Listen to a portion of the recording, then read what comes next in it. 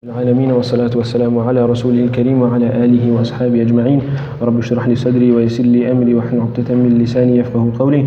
اللهم اجعل أعمالنا خالصة لوجهك ولا تجعل فيها حظا لغيرك. وصل اللهم على سيدنا ونبينا مولانا محمد وعلى آله وأصحابه أجمعين والحمد لله رب العالمين. Assalamu alaikum wa rahmatullahi wa barakatuh. How's everyone today? Alhamdulillah. We were doing tafsir of verse number 28. There was something I wanted to mention about that before we continue. We'll just read a couple of verses and continue. Allah subhanahu wa ta'ala says, بعد أعوذ بالله من الشيطان الرجيم بسم الله الرحمن الرحيم واتل ما أوحي إليك من كتاب ربك لا مبدل لكلماته ولن تجد من دونه ملتحدا واصبر نفسك مع الذين يدعون ربهم بالغداة والعشي يريدون وجهه ولا تعد عيناك عنهم تريد زينة الحياة الدنيا ولا تطع من أغفلنا قلبه عن ذكرنا واتبع هواه وكان أمره فرطا. So Allah subhanahu wa ta'ala was speaking about how this, one should follow the Quran. There's none that can change it. And there's no escape from Allah subhanahu wa ta'ala. And then we got into that long verse that we were dealing with for a while. We looked at it the last time, we looked at it from the perspective of the internal makeup of the self and the different components, how they work together and all of that stuff, right? I think the last point that I mentioned there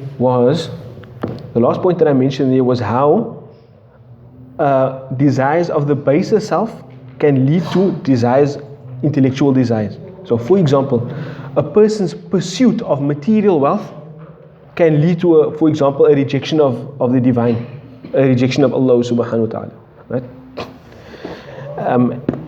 And one can just look at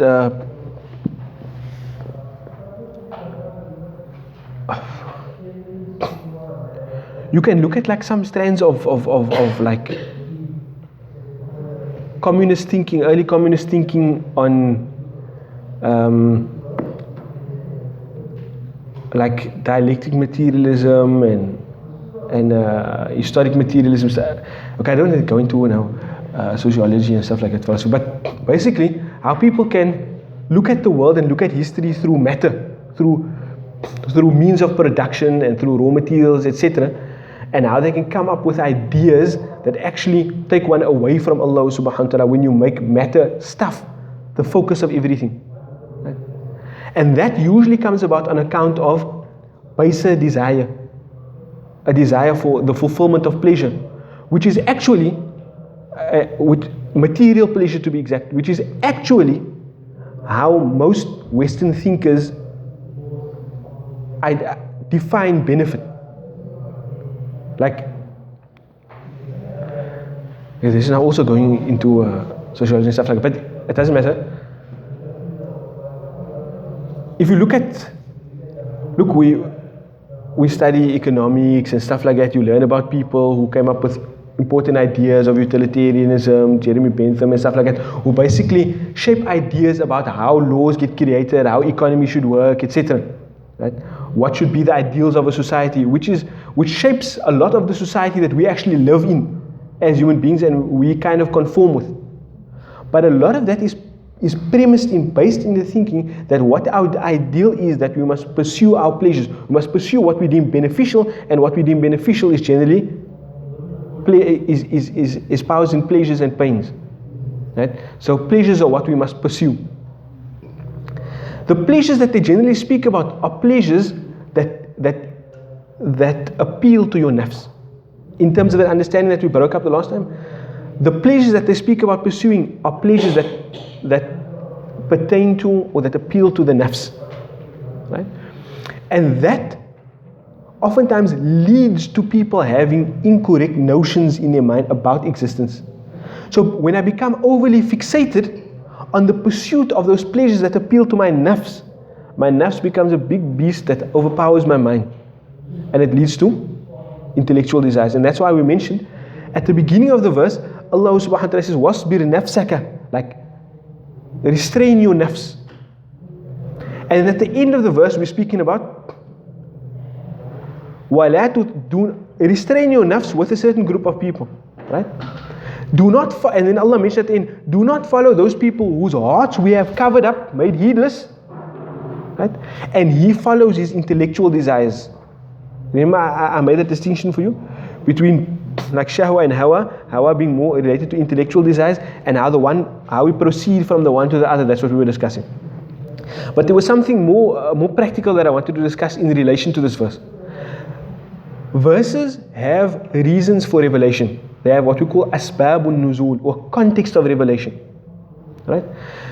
How we know the context of the revelation of a verse oftentimes comes from reports, either hadith related to it, or reports of Sahaba that speak about the context in which a verse was revealed, etc. So one of the reasons for revelation of this verse is that it's mentioned that there were a group of people of like high standing in society that came to Rasulullah sallallahu alaihi wasallam, and they told him that, look, we'll believe, that we'll accept your message, but the only thing that's barring us from accepting your message are the fact that you have like the riffraff of society around you. How can we, the upper class of society, how can we accept this message when we now going to have to be sitting with, and the narration mentions that it refers to the likes of Bilal radiallahu an, Khabbab radiallahu an, Suhaib radiallahu an. We know the name Bilal, we might not know of the others, but they were like freed slaves, people from elsewhere, dark-colored people in particular. Right? So look at the context of the revelation of this verse, and that is extremely important for us. In our society, in our country that has a deep-seated history of racism, right?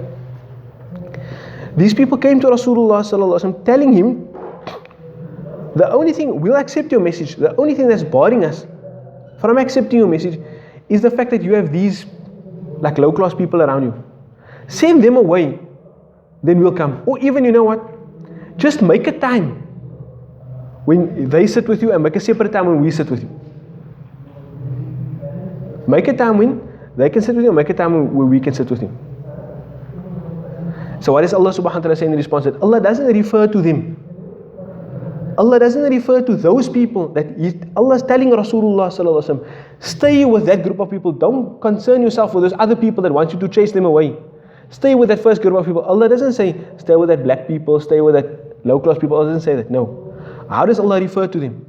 Allah says, وَاصْبِرْ نَفْسَكَ مَعَ الَّذِينَ يَدَعُونَ رَبَّهُمْ بِالْغَدَاةِ وَالْعَشِيِّ. Allah doesn't say, stay with the poor people. No, Allah says, stay with those people that call upon Allah subhanahu wa ta'ala in the morning and in the evening. These other people that think themselves high class, they refer to them by whatever material standards they want to. But Allah, I will refer to them by their connection with me. I will not refer to them by any social standing or anything like that. I will refer to them in terms of their relationship with me. They have the relationship with me that is strong. These people that want, things that conform with their material pleasures and desires, etc., ignore them. And that's in fact what Allah subhanahu wa ta'ala is saying, وَلَا تُطِعْ مَنْ أَغْفَلْنَا قَلْبَهُمْ عَنْ ذِكْرِنَا وَاتَّبَعَ هَوَاهُ فَكَانَ أَمْرُهُ فُرُطًا. Allah is referring to them. Stay with these poor people, these downtrodden people, these people who may be seen as people from other places, not indigenous to the Arabs, black people, whatever you want. Stay with them. Make sure that you stay with them. And don't follow these other people in the least. One may have thought, well, if all of these chieftains of the Arabs come and they become Muslim, won't that be a good thing? Look here, it's going to take a small price, man.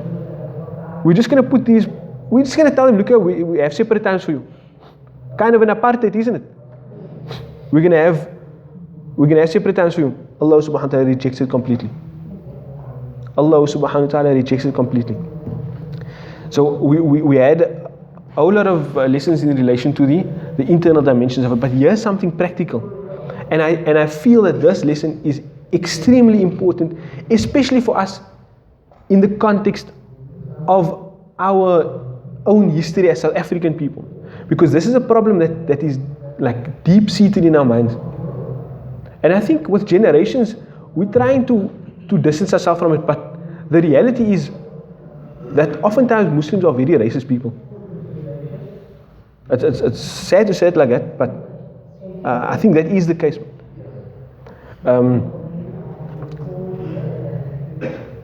And that's bad. That's bad. Primarily not in relation to our interaction with other people, but it's bad in relation to our connection and our relationship with Allah subhanahu wa ta'ala. Because that is what you call kibr. That's what you call kibr. Kibr means, we translate it as arrogance, but as explained by Rasulullah sallallahu alaihi wasallam, it is denying truth and looking down on people. Denying truth and looking down on people. And of the greatest of the diseases of the heart, in relation to that whole internal thing about the greatest of the diseases of the heart is kibr. In fact, many a place in the Quran where Allah subhanahu wa ta'ala speaks about how He leads people astray, using the word that He misleads them, it's premised in the fact that they expressed kibr first. Right? And so it's important that we remove this quality from us. It's a hindrance to da'wah. First, in our own personal relationship with Allah subhanahu wa ta'ala. Then also it's a hindrance in relation to other people's relationships with Allah subhanahu wa ta'ala. How many times wouldn't you have heard from other peoples, especially African people, that Islam is the religion of the Indian and the Malay? In fact, I just read an article. There was a prominent African member of Joburg Society who had passed away. Had a very simple janaza, etc. He had he maintained his original name, so people might not even have known that he was African. But people attributed like the good of society to Indian people. That is very problematic. And okay, I can be critical. I'm from an Indian background, but that also makes me privy to many of the expressions of racism that exist there. What I'm saying is, it's our responsibility as Muslim people that are trying to learn that we frame these discussions in light of what Allah subhanahu wa ta'ala teaches us and then bring that into reality in society. We must remove the filth from our hearts and we must remove the filth from our actions. And it's very easy to it's very, very easy to fall into the status quo in society, because that's how apartheid conditioned us. You had white people on the top of the food chain, and then you had Indian people, and then you had Malay and colored people, and then you had the African people, and everybody resents the person on the tier above them, and they look down on the tier below them. And then after the apartheid is formally removed, it's not removed necessarily from our hearts and our mindsets, but that's our struggle. We have to do that. We have to do that. And why I'm saying that, I don't know, maybe it's just because I had some bad experiences or whatever, but or I've seen some pretty appalling things, but I think it really is a problem. It really is a problem. Like, I've seen in many Muslim homes, you have a domestic that comes to work in your house, they clean your plates. Their hands are the hands that wash the plates that you're going to eat out of, but they eat out of a different plate. It doesn't even make sense. It's like not even logical. Their very hands clean the plate that you will eat from, but they must eat from a special plate. It doesn't make sense.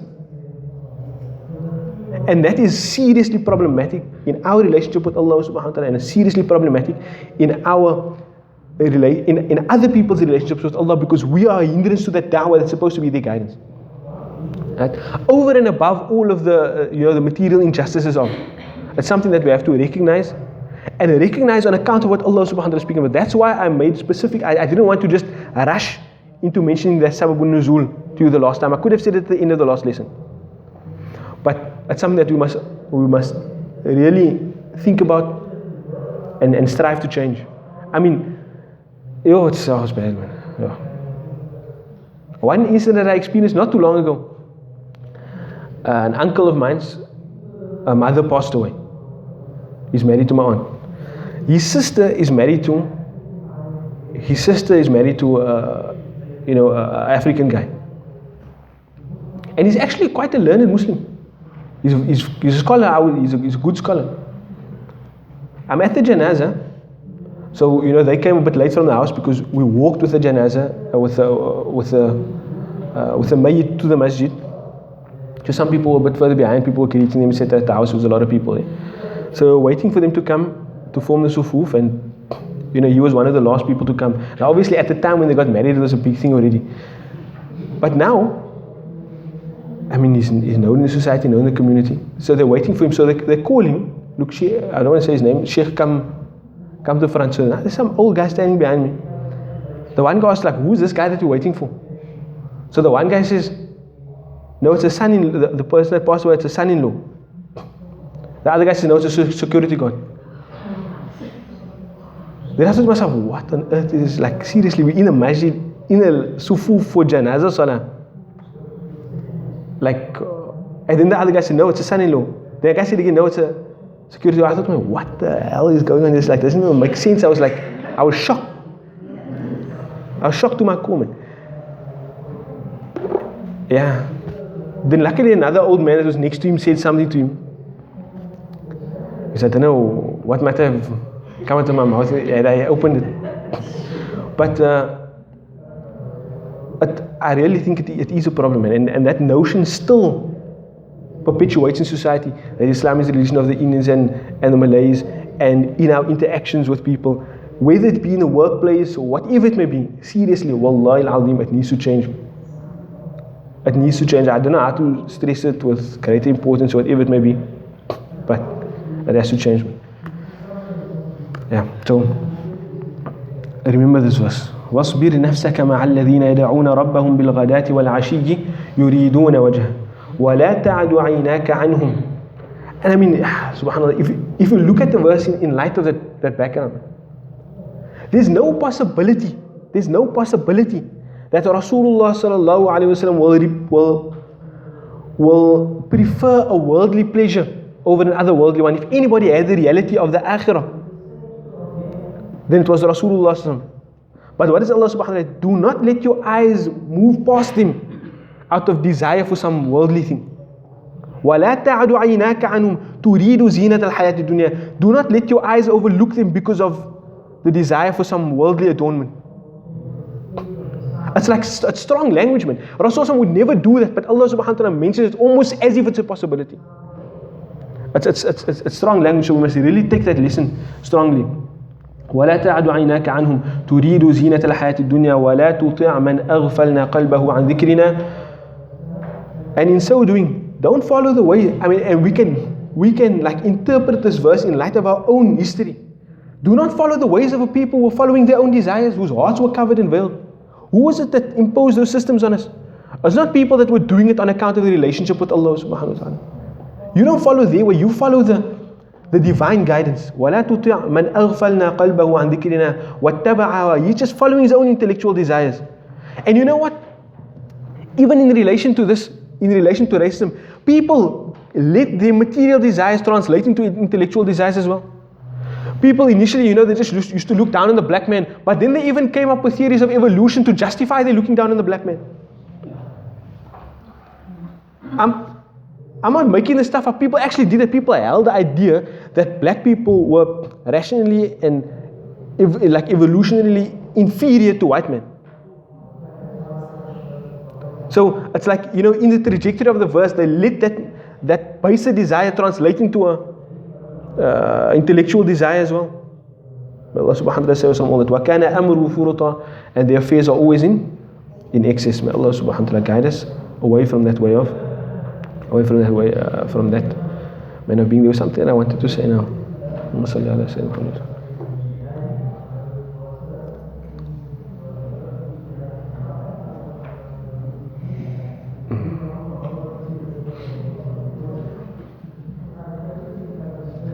I can't remember. It was something related to a practical.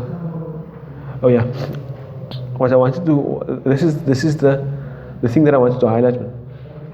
Is that in relation to identifying the problem, we must also recognize that it's, you see, the actions that we do physically with the rest of the limbs of our body, it's easy to see the wrongness in that.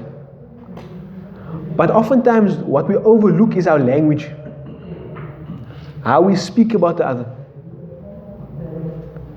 And that is like a starting point to justify all of our other actions as well. So if you want one primary thing to start with, if I recognize within myself that, look here, I have some racist tendencies, some racist feelings, whatever, I recognize that it's something that it's a spiritual illness that I have to work on. One thing that you should start with is ensure that you never use derogatory language in relation to the other.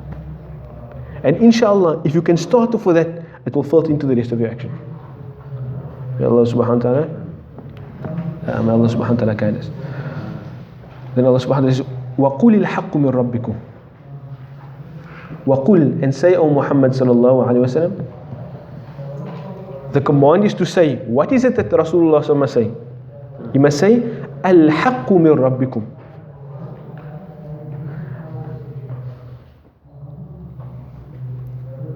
The object of the verse قُل is not al-haq. It's not say the truth. It's not say the truth from your Lord. It's say the sentence. And the sentence is al-haqq min rabbikum, meaning this is the truth from your Lord.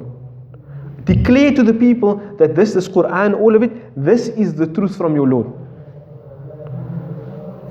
There's a fine difference between the two. One understanding would be speak the truth. No. This is to say, make the declaration that this Quran in its entirety and all of it, it is the truth from your Lord. Excuse me?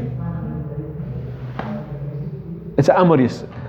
But the amr is saying, declare to the people that this Quran, it is the truth from your Lord. Right? And there's something beautiful in this. Because when I was speaking about kibr, right, I mentioned two things. I said the definition of kibr as taught to us by Rasulullah is that it's denying the truth and looking down on people. Right? And the previous verse dealt in its reason of revelation with looking down on people. Right? And the second thing is, which is actually foremost in that understanding of kibr, is denying the truth. So here Allah subhanahu wa ta'ala tells Rasulullah, make a declaration that this is the truth from your Lord. That if you deny this, then you're also exhibiting kibr. Even if you may not necessarily be apparently looking down on people, but if you deny this truth, that's also a form of kibr. It's like obstinacy. وَقُلِ الْحَقُّ مِنْ رَبِّكُمْ. Say, O Muhammad, this is the truth from your Lord. فَمَنْ شَاءَ فَلْيُؤْمِنْ. Our time is like pretty much up, and the verse is long. So I'm going to go through it. Just look at translation, we'll look at some tafsir next week, inshallah. فَمَنْ شَاءَ فَلْيُؤْمِنْ. So whoever wants, فَلْيُؤْمِنْ, then let him believe. وَمَنْ شَاءَ فَلْيَكْفُرْ. And whoever wants, let him disbelieve. إِنَّا أَعْتَدْنَا لِلظَّالِمِينَ نَارًا أَحَاطَ بِهِمْ سُرَادِقُهَا. Certainly we have prepared for the unjust a fire whose walls will encompass them. وَإِن يَسْتَغِيثُوا. And if they are to cry out and call for help, يُغَاثُوا بِمَاءٍ كَالْمُهْلِ. They will be aided with help that's like boiling water. Or like molten copper, boiling water. يَشْوِي الْوُجُوهِ. That will scald and roast their faces. بِئْسَ الشَّرَابُ وَسَاءَتْ مُرْتَفَقًا. What an evil drink, and what an evil abode of rest.